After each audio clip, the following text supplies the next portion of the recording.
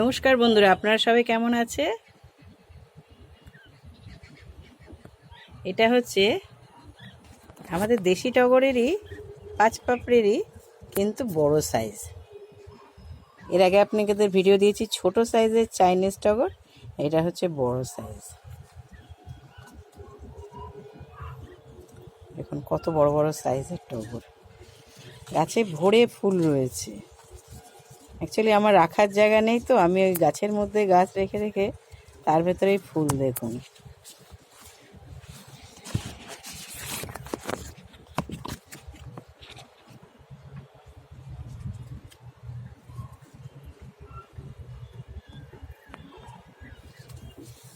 প্রচুর ফুল হয়, আর ফুলের সাইজগুলোও বড় বড়, আর দেখতেও খুব সুন্দর লাগে।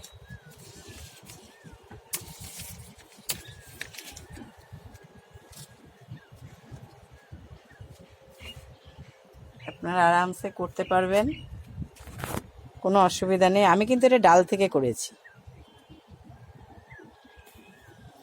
একটা ছোট্ট ডাল আমি জয়রামবাটি গেছিলাম এক বোনের বাড়ি, সেখান থেকে নিয়ে এসে আমি করেছি। দেখুন আপনারা কি সুন্দর দেখতে,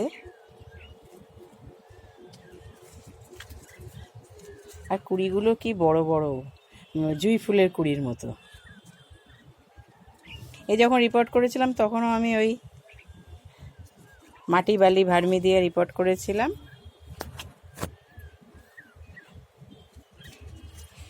মাসে একবার করে 1 মুঠ করে ওই মিক্সড খাবার দিয়ে দিই।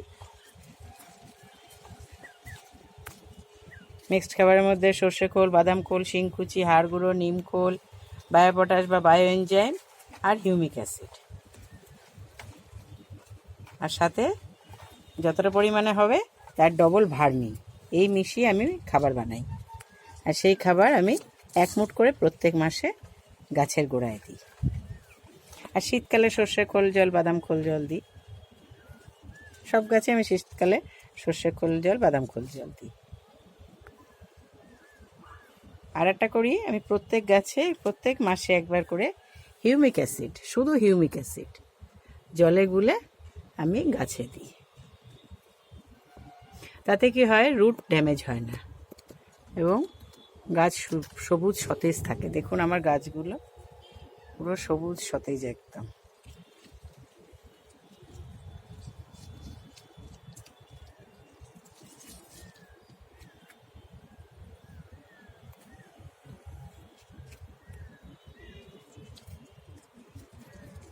এই নভেম্বর মাস থেকে পাতা আবার হলুদ হয়ে যাবে, পড়ে যাবে, আবার ফেব্রুয়ারি মাস থেকে নতুন পাতা বেরিয়ে নতুন ফুল হবে।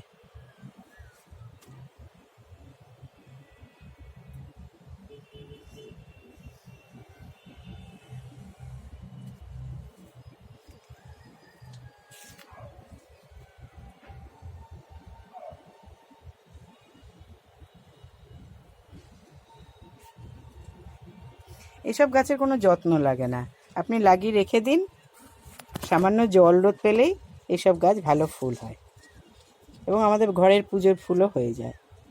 আমি এখন এই ফুলগুলো সবই তুলে নেব।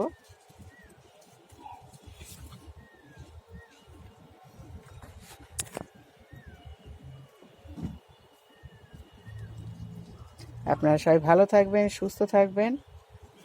আমার এই চ্যানেলটাকে লাইক কমেন্ট শেয়ার করবেন। আপনারাও গাছ করুন, সবুজের সাথে থাকুন। অনেক ধন্যবাদ।